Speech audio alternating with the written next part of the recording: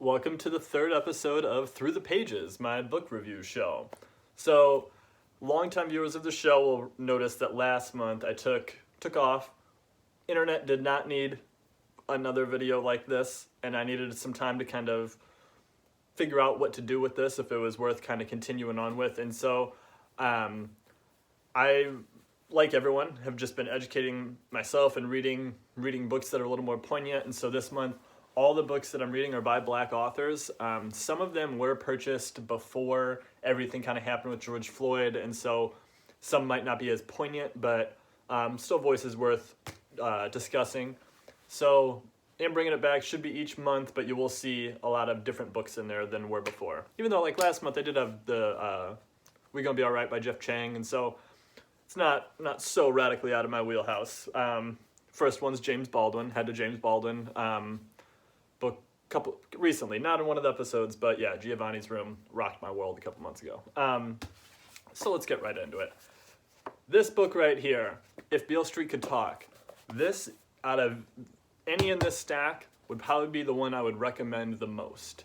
And that's because it's approachable in my eyes. Like, I don't know, it's 200 pages, and I think there's a lot of people right now who see it, everyone posting books and all this new stuff, like, and want to get into reading, but if you're not already a reader, just seeing like, here's another book, here's a book you should read, here's another one, like, you just be like, oh God, I don't even know where to start. And you get in and it might be really dense and kind of hard to get rolling on. This book right here is an easy one to get a reading habit going. That is a book that I will definitely be kind of pushing out to a couple friends. It's just a breathtaking story. It kind of, you know, like if you watch the other episodes, I try not to give any spoilers in it, and there's only 2 in here that are fiction that would really have like spoilers per se, but it's a relatively simple story, but it just kind of shows what I see as like the anguish of just everyday life, of just existing as a Black person in America. And yes, it is set back a little bit. It was written in 1974, and it feels like the story takes place prior to that. I don't know, it doesn't feel like it's that contemporary, but obviously, as we know, 2020, things haven't changed a ton. So it tells a pretty simple story of a young couple who's just, the man has been locked up wrongfully, and she's pregnant, and it's just kind of dealing with that. Not so much like,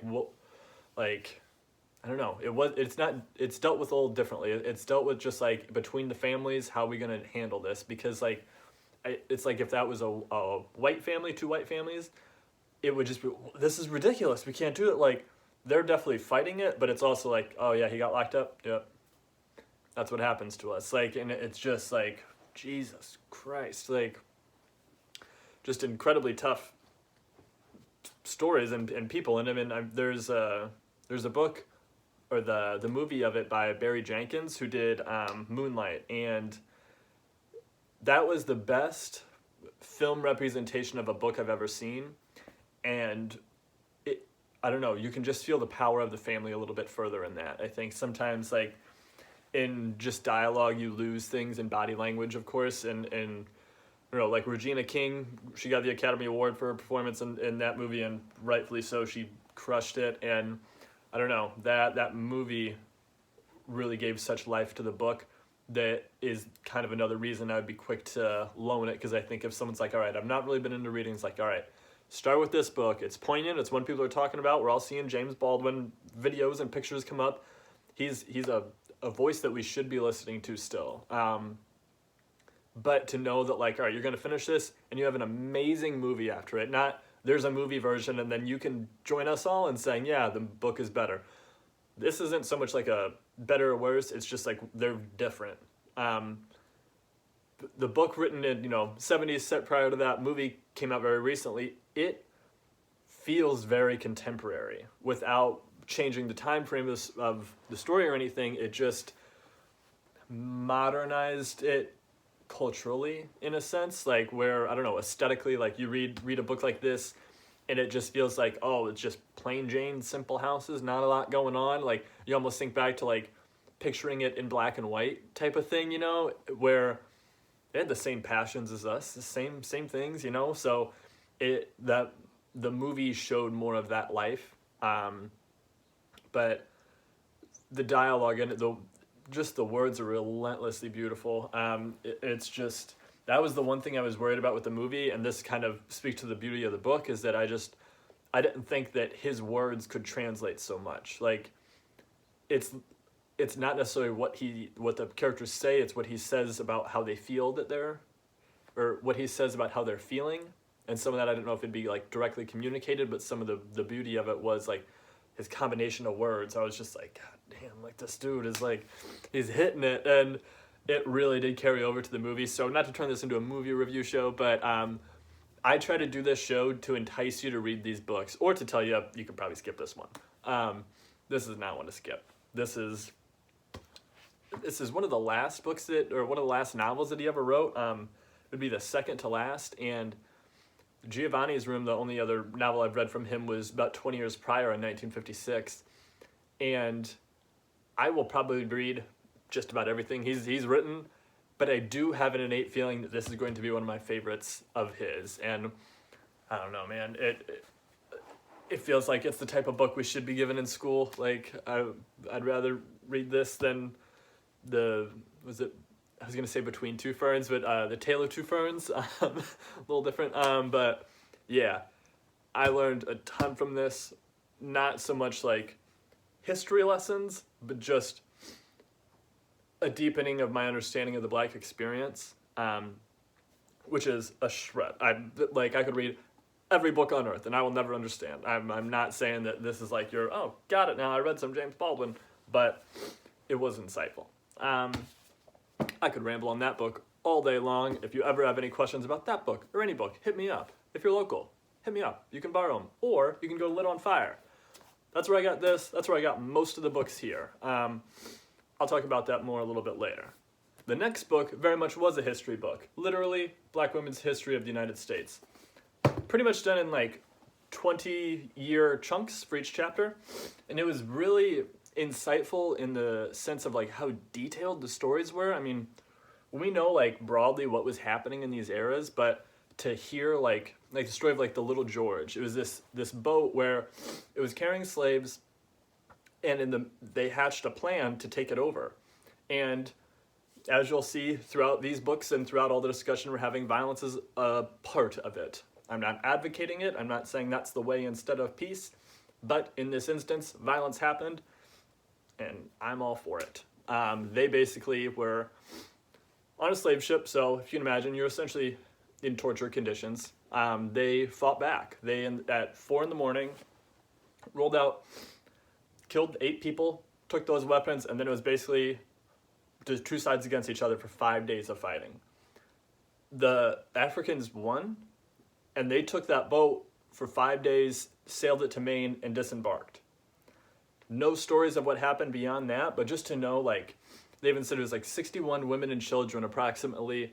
Don't have a count on the men, but like just to hear like the details of these stories blew my mind. Like, they were talking about Pinkster festivals, which the book oddly has some brightness in it. I mean, it is a dismal history. You're not going to look through this and be like, oh, it wasn't that bad.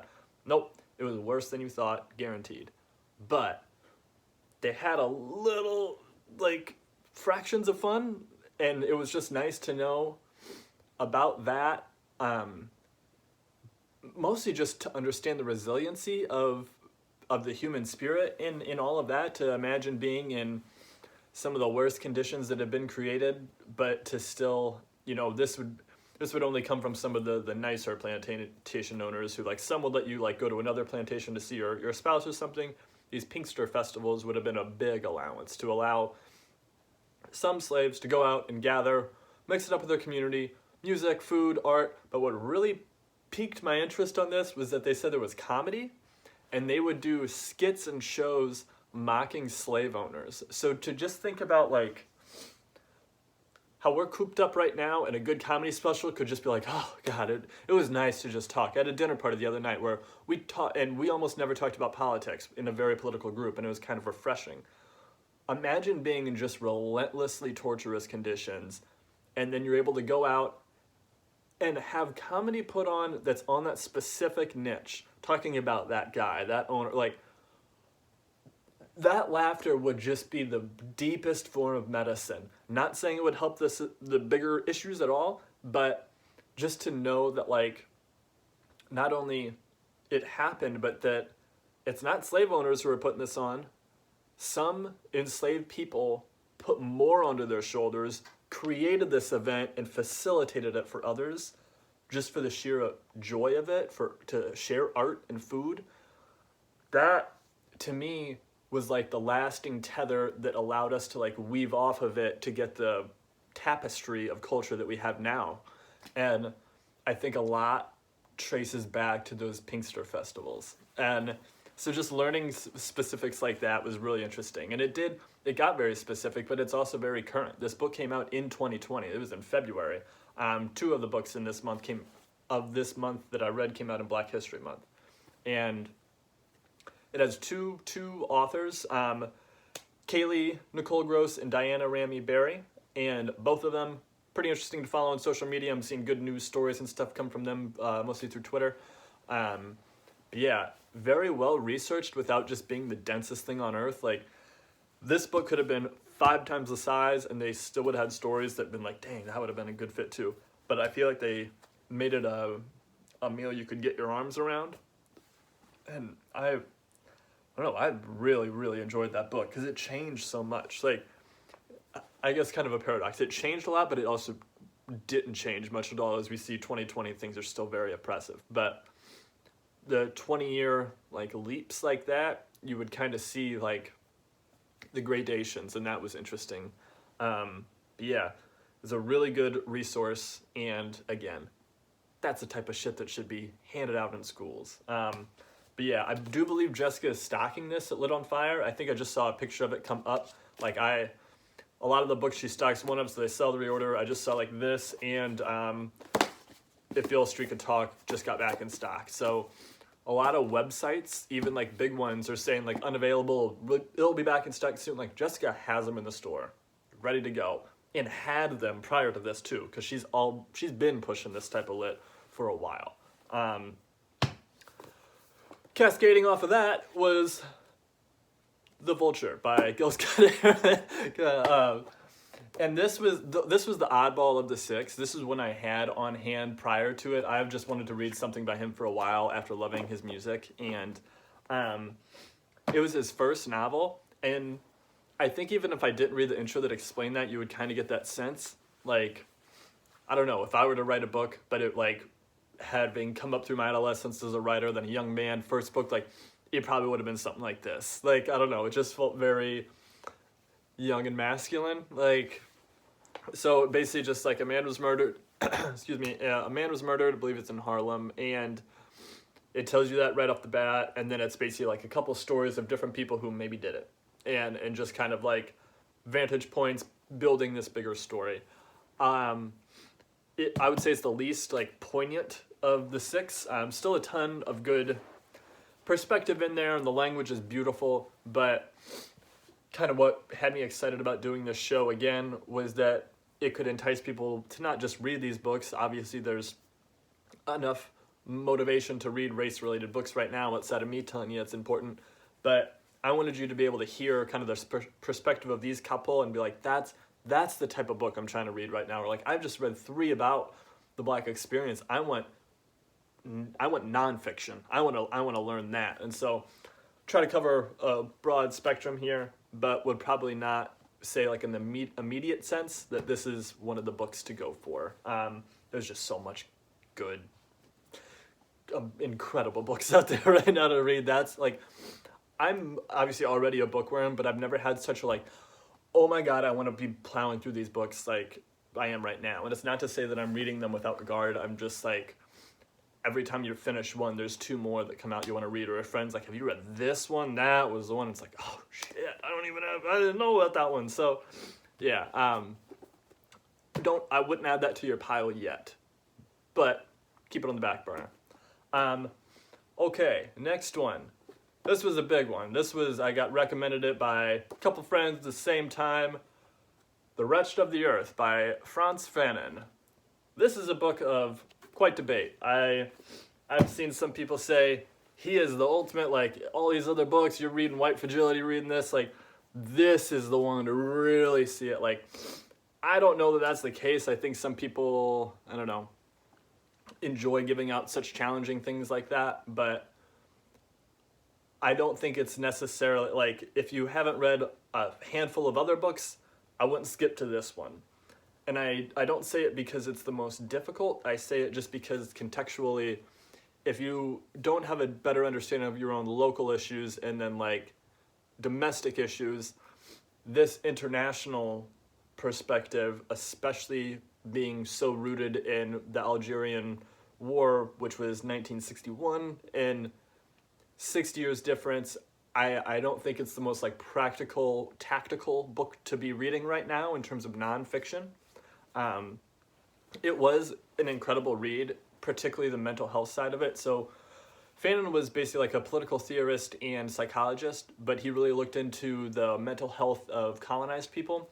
And so as Algeria became decolonized from France, he was able to kind of analyze before and afters and just kind of see like, what does it do to a brain to be under that, excuse me, that harsh rule for so long? Like, it must modify you in some way. And so this was like more of the pulling back the curtain you didn't know was there type of book, which was really good.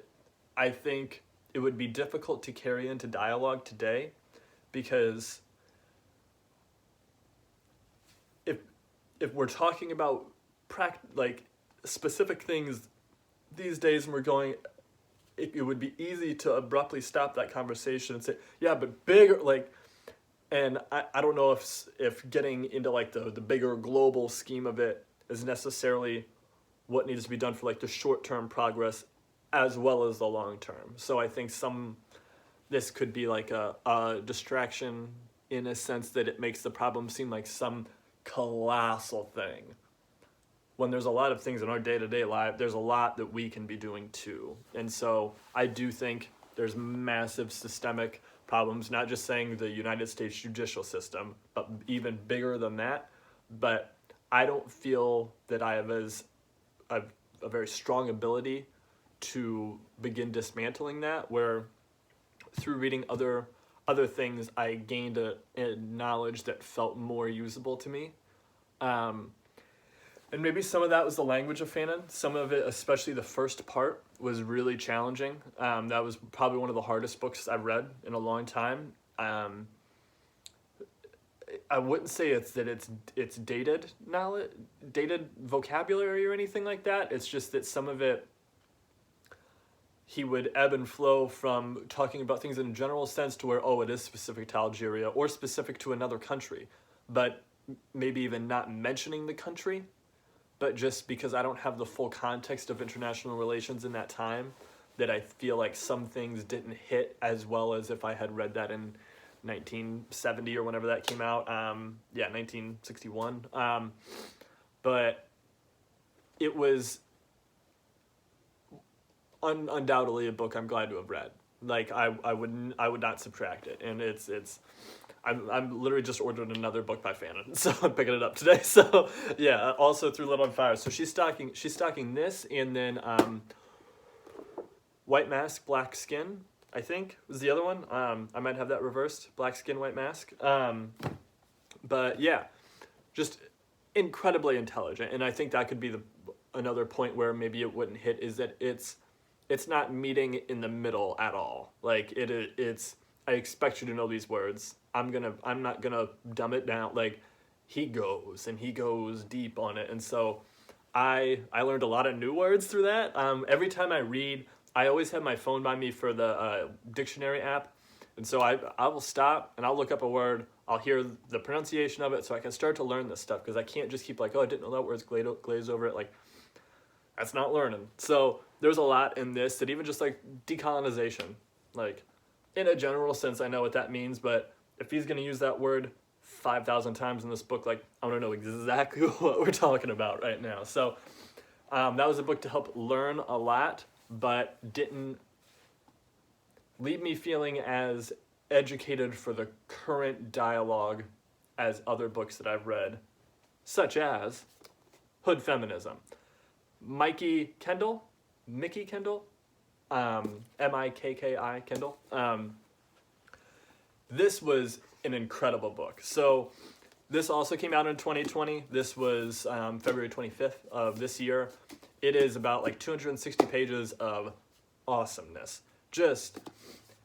So it basically breaks it down to a lot of categories. Like another Invisible Women was another book on feminism that I read and really enjoyed because it made such an enormous topic digestible. It's like how to eat an elephant one piece at a time. This did that, and it went deep, but it wasn't like an exhaustive endeavor into it. It really just like kind of hit the points and moved on. But the only thing is I would say that maybe really didn't connect were in some regards she's been blogging for a while and is very much in the, I don't know if it's a dated term, but blogosphere. So some of this seemed to be a reaction to things that were happening within that world, which is good, but it's just I haven't seen articles come out that didn't go far enough for feminism, so I wasn't like saying, hey, but you didn't check this person. And so there were some things that kind of felt like she needed to assert where she was at in the debate, which I have mixed feelings about when anyone has like, oh, this is a debate, and just like, and just one side of it relentlessly in a way where the other can't counter it. She was, in my perspective, right on most things, but there were some kind of personal ones in there that I don't know if it was as effective or as useful to learn. But like some things were said, feminism has generally been a white collar movement, and that was the foundation of a lot of it, which does absolutely make sense. They talk about, in your workplace, if an executive touches it and just like, you're talking about jobs we don't have. And a lot of this was about housing and hunger and just how to help the underserved, who more often than not are women. And so it really was a good dive into the struggles of women who struggle more than men, but then also breaking it down of feminism exists because women are oppressed. Within that subset, there's multiple races of women. White women are at the top and able to oppress the other races. And that was a major point that she hit on that kind of shows, like for example, like the media coverage for missing children based on race. So white cheerleader goes missing, the whole world's in a frenzy. Like that, it's everyone knows there's things everywhere. If a black girl goes missing or a brown girl, it doesn't go out as broadly. And so some of those talking points were sort of calls to action for anyone who touts themselves as a feminist but has left behind the most underserved within the movement. And so there was a lot of good information about that. It's easy for me to read as a guy because I'm not a white woman, and that's what a lot of this is attacking. I know how white man is basically the worst category in the world at this point. But it really, not in a call-out way, but just really exemplified ways that white women can do more for the feminist movement that is also a race relations movement. And so that was very insightful for me. And I think anyone who reads this book, like I said, there's no way to understand that perspective unless you've lived it. I'll never have lived it. So through reading books, through discussions with friends, through whether it's documentaries, whatever it is, just to start to understand why everyone feels the way they feel and why things are the way they are, and just how to be a better person in the world, how to be a better ally. This was a major tool for that. So of the books I read this month, this was one I would definitely be recommending again. Pretty sure she stocks this at Lit on Fire. If not, you can order it through her bookshop. There's no reason to buy books through Amazon anymore. You can get all of your books through your local store, whether she stocks them, has a used one on the shelf, or is just ordering a new one. She has a bookshop set up. Many little like local bookstores do And that's how you can support them instead of the massive ones like Bezos. So the last book of the month had me fired up, and I wonder if Malcolm X was around right now, what would the streets look like? By Any Means Necessary. Name of the book, name of the phrase that was repeated in there many times and is just a perfect phrase. Yeah, he is an impeccable orator, and I do think about, like, man, if he was out there right now leading this, I think his voice would resonate more than Martin's. And that just kind of seems to be the one or the two. Like, is it Martin or Malcolm? Because, like, basically accepting of violence or no violence. Sadly, I think we're in a time where people would definitely go for the violence. And this also, it gave me the other perspective, because I very much, like, I've read books and speeches by Martin Luther King Jr., but it also left me with this can be done without violence. This doesn't need to be violent. But reading a combination of Frantz, Fanon, and Malcolm X in the same month kind of has me feeling like this revolt might need to be a little bit violent. And so that's been a real challenging one to think on, because I would like to see the best in everything, but maybe that's naive, and maybe it has been for decades. And so this was a thinker for sure, not in the Fanon way where it was just like challenge or like, got a little interruption there. Now I get to learn how to edit videos. So this was challenging in a different way, in that you can come into it as like, I am a pacifist. And I don't know if I would have called myself a pacifist, but I generally think that things could be worked out with words, and it's the other side that seems to agitate and be violent. And so I tried to lead with love. But there are a lot of people who have been trying that for a lot of years, and it doesn't seem to be getting us anywhere. So I don't know. It was a very interesting one, and some of those speeches are just incredible. He's run through this terrain so much that he just knows how to navigate it, just almost without thought. Clearly there's a lot of brain power happening, but like it just seems like he could get asked the most challenging question and just shoot, like. That man was unshaken, and that is inspiring to see. I would have loved to watch that man speak, or just hold his own. And there's a lot of things where it was like forums, like he would go to a college and it would just be like a speech and then a Q&A. And so that's what this book really was. It wasn't necessarily like him writing things. This was put out in 1970, so this was years after his death, but it was a collection of speeches, essays, and questions and answers that didn't go into previous books like Malcolm Speaks or other ones that were similar. I don't know, it was just like, he never wavered. No one ever got him like caught in a tricky one where like, ooh, I hadn't thought about it. Like, no, he thought about it.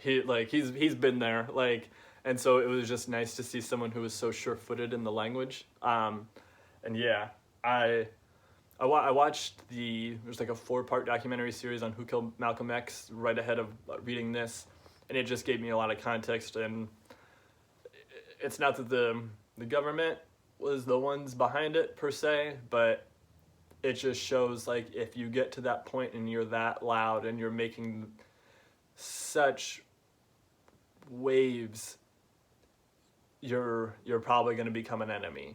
And it's sad, because I through what I understand, I generally think he had the best intentions. I agree with what he was doing. I agree with connecting back to Africa and other countries and talking. He said routinely that it was the travel that gave him the education. So when he would go and meet with leaders in another country and explain things to them, and I think it was there was some country where he met with, it might have been South Africa, where the president was white and he was discussing black nationalism, and that president said, "So where does that leave me?" It's like, oh. And so that was like the last speech in it, and a lot of times they would give a little context before it. It's like, this you'll see that he has begun to have different ideas of black nationalism. And so it was neat to see someone who was so well versed in it, but took education through the broadest sources, not so much like it is today in a reactionary sense of like, guess I just read this article. Like, it was discussion, and it was getting the full picture. And so I don't see his speeches or his words as being like a product of the immediate culture, things happening right now. Like, this is a seasoned, understood outlook. And I thoroughly enjoyed that book. Of the books of the month, I would say, I feel like you can't rank nonfiction and fiction books together. I feel like that's just kind of, can't do it. So only had 2 fiction books. Probably goes without saying, If Beale Street Could Talk tops it. That might be in my top 10 for the year. That, it was just incredible. But then the kind of the 1-2 punch of having the movie right after was incredible. So if you've watched this video to this far, 1, thank you. 2, if you're considering reading any one of these books, probably that one. I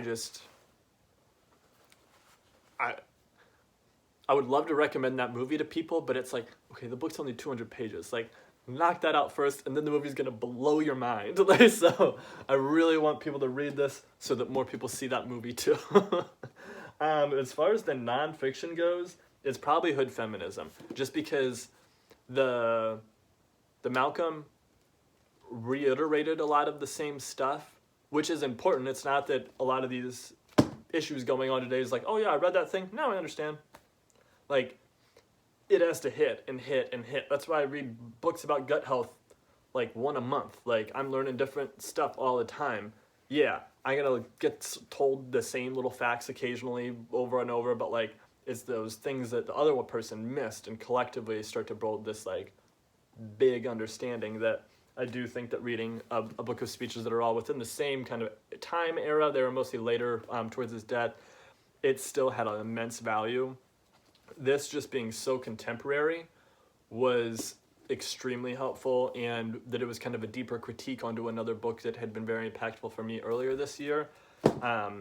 That really was helpful. And so that's it. I don't want to necessarily just read books to then just like, look, cross that one off the list. I read that one. Like, I'm trying to think like, what do I need to learn most right now?